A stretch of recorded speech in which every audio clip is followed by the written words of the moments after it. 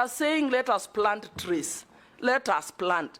But what are we doing about deforestation? Can I ask the last one that have been requested by the public? Go ahead. A member of the public has asked me to ask Honorable Duale, what is your connection with the Juja International Abattoir in Murima in Juja? It has environmental wastage. I don't know what that means. Probably you can give your thoughts on that. Thank you. Let me start with something Murima Juja. Maybe the people who I sell my fattened bulls take to many slaughterhouse. If they buy and take it to our slaughterhouse, that is the only relationship I have. I don't own slaughterhouse. I sell to Farmers Choice. I sell to Kenya Meat Commission. I am a very serious livestock keeper. And I do what we call feedlot.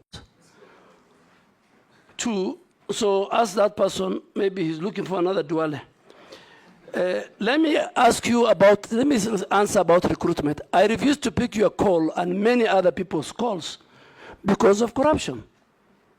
It's because of the corruption. You wanted me to employ for you people. And many members of parliament will agree with me when even they send me text. I said, please go to the nearest sub-county recruitment center. So I'm very sorry, Honorable Mercy. If I didn't pick your call, I was scared you'll ask me to recruit somebody for you. And that is the level of how I abhor corruption. 2, I think when I went, is the only recruitment that I did under my leadership. The only one. And the speaker said it's a systemic. Systemic. It was systemic. Okay, inform him. But Speaker, I must agree if I want to be informed. Okay, point of order. I remember the standing orders. I know. Point of order, Speaker. Let's hear her. My call, Honorable Speaker, I was calling the Honorable CS to seek clarification with respect to the concerns that were raised by my constituents, that those who were successful and had reported to the training camp were being chased away over flimsy reasons. And I think I can quote, one of my constituents was told that his testicles are not equal. That is why he's being dismissed or returned from the training camp. So I wanted to seek clarification from the CS to tell me what are the guidelines for one to be recruited. Somebody who is successful, he has already reported and is being chased away. I wanted it to secure that law so that my constituents did not lose it as a representative of the people of Teso South. Speaker. Oh, yes, what's your point of Honestly, order? Okay, Mary. It was very sad indeed. And my constituent lost that slot because I could not get the CS to clarify. We hear you. Yes. In fact, I had to look for a chairman of a committee to call the CS on my behalf because I thought because I'm a small person, he can't pick mine. You are an He MP. actually picked, but I was not helped. I was not helped. I am speaking on behalf of the people of Teso South. Good. But you are vetting him on behalf of Kenyans. Yes. Yes, on behalf of Kenyans. Yes. And it did not only happen to Teso South. Many Kenyans were returned from the training camp. And we are told those lots were sold again to some waiting rich guys with 1,700,000. It cannot continue. And we made it very clear to the CS nominee for defense that it should not repeat itself next time. Yes, Junet. Mr. Speaker, I want to sympathize with my colleague. And that issue has been rampant, people complaining. But the only thing I'm wondering with is if the CS of defense by then could do measurement of testicles. It's what I don't know. That's what I don't know. Mr. Speaker, let me, because it's a, Mr. Speaker, let me make it very clear. Yes.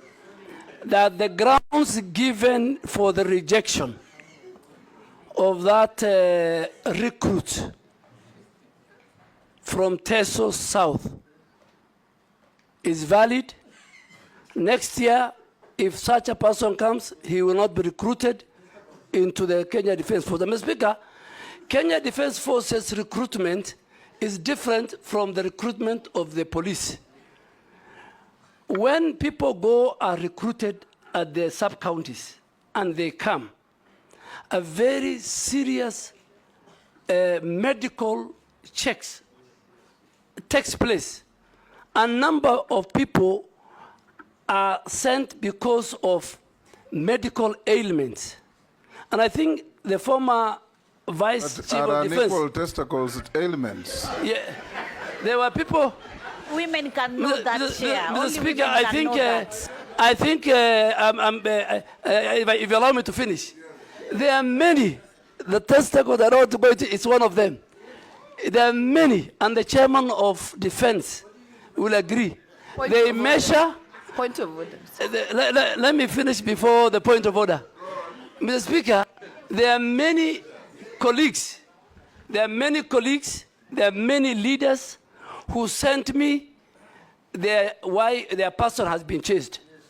And in 10 minutes, the leadership of KDF could give me 1, 2, 3, 4 reasons, measurements including. So I am sure the next, women to assist them not only on this. So, Mr. Speaker, there are certain criteria. There are many, and those who leave, they are not replaced. And I think let us not discuss, with your permission, the Kenya Defense Forces in a very negative. They have a special place in that. But the chairman of defense can call the generals in camera, and you are now talking about testicles. They will tell you something about even the teeth. They will tell you many things. And some of these things is because when you go, the training of the Kenya Defense Forces is so vigorous that you don't risk to take somebody who will die in the course of the training. So don't compare it with how the police are trained. Don't compare it with how the Kenya prisoners are trained. But I am sure the information, the reasons why many, including my sister, Mheshimiwa Mary Emase. And please, going forward, if it was in camera, Mr. Speaker, I will even tell you more. But now that it's in public, I don't want to say more. What's your point of order? Point of order, Mr. Speaker. You know, the issue raised by Honorable Emase is something that is out there in the